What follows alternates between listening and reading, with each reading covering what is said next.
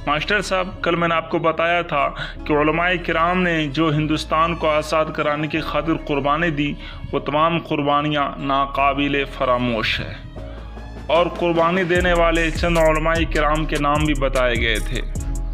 हाँ, वो बातें मुझे अच्छी तरह से याद हैं। मास्टर साहब, क्या आपको मालूम है, जब अंग्रेज़ ने अपना नापाक कदम हिंदुस्तान में रखा तो सबसे पहले हिंदुस्तान से अंग्रेज़ों को भगाने का पहला काम किसने किया और सबसे पहले अंग्रेज़ों से जंग किसने लड़ी? हाँ, हाँ, समझ रहा हूँ आप क्या कहना चाहते हैं, समझ रहा हूँ। जब अंग्रेज़ ने हिंदुस्तान को लूटना चाहा और सोने की चिड़िया का शिकार करना चाहा तो उस वक्त सबसे पहले सिराजुद्दौला ने उसके इस नापाक इरादे और नापाक अज़ाइम को भांप लिया और अंग्रेज़ को लगाम लगाने के लिए कदम उठा लिया। सिराजुद्दौला के पास बहुत सारी फौजें थी, बहुत सारे सिपाही थे, मगर सिराजुद्दौला को इस बात की खबर नहीं थी कि उसका वज़ीर या उसका सिपह सालार जो कि मीर जाफ़र था, वो गद्दार बन चुका है। सिराजुद्दौला इस गद्दारी से बेखबर होकर तन के गोरे और मन के काले को भगाने के लिए चल पड़े। ये जो मैं बातें आपको बता रहा हूँ, ये 23 जून 1757 की है। आखिरकार सिराजुद्दौला की फ़ौज और अंग्रेज़ों की फ़ौज आमने सामने आ गई। इसके बाद क्या हुआ?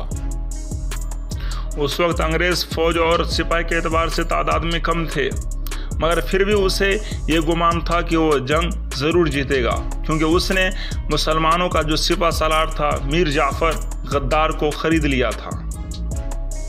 आखिरकार मुजाहिदीन हिंद और डाकू के साथ जंग शुरू हो जाती है और घुमसान की लड़ाई होती है। आसमान तमाशा देख रहा था और ज़मीन लरस रही थी। सब हथियार खून से प्यास बुझाने में लग गए, मगर इसी असना एक हादिसा रूनुमा होता है और वो हादिसा हिंदुस्तान की तकदीर बदल देता है। आसमान देख रहा था कि मीर जाफ़र जैसे गद्दार के इशारे पे बहुत सारे मुसलमान फौजी मैदान जंग छोड़ चुके थे और जो सच्चे दिल के मुसलमान थे वो मैदान जंग में अकेले पड़ गए थे और जान की बाजी लगा रहे थे। आखिरकार बच्चे खुद मुसलमान शहीद हो जाते हैं और इसी के साथ साथ सिराजुद्दौला को भी शहीद कर दिया जाता है। सिराजुद्दौला बंगाल का वो मुस्लिम हुक्मरान था जिसने सबसे पहले अंग्रेज़ों से जंग लड़ी और हिंदुस्तान को गुलामी से बचाने की खातिर अपनी जान राह खुदा में सुपुर्द कर दी। आप सही कह रहे हैं बुजुर्गवार कि मुसलमानों ने इस हिंदुस्तान के खातिर, अपने देश की खातिर किस तरह से कुर्बानियाँ दी, मगर मुसलमान ही को इस देश का गद्दार बताया जाता है।